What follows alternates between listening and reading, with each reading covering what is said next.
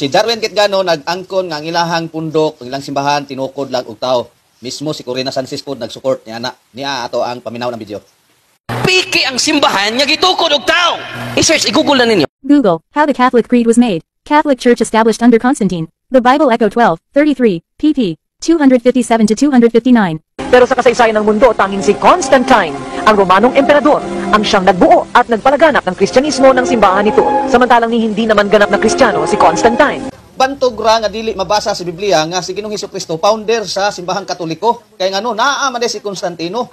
So ang mga Katoliko way kasayuran ana nga history nga ang nagbuo di ay sa Christianity mao di ay si Constantino. Oh, klaro naman kayo ang pagtulunan sa simbahang Katoliko, mga pagano wala sa Biblia. So si Kristo Hudyo gid siya dili Romano. Apil si Pedro. Natong basahon ang Biblia.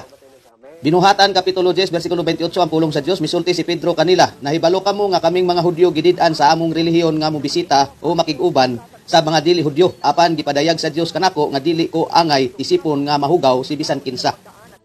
O klaro naman kaayo atong nabasa nga si Ginoong Hesus og si Pedro mga Hudyo sila nga kaliwat, dili sila mga Romano. O gani naa sila relihiyon sa mga Hudyo. Clear and clear ang gisulti sa Biblia. Dili na matuis. Mao na nga kamong mga simbahang Katoliko, balhin na mo sa pagtulunan sa mga Hudyo. Sinong nag-define na Diyos Jesus? Hindi naman si Jesus, si Constantine.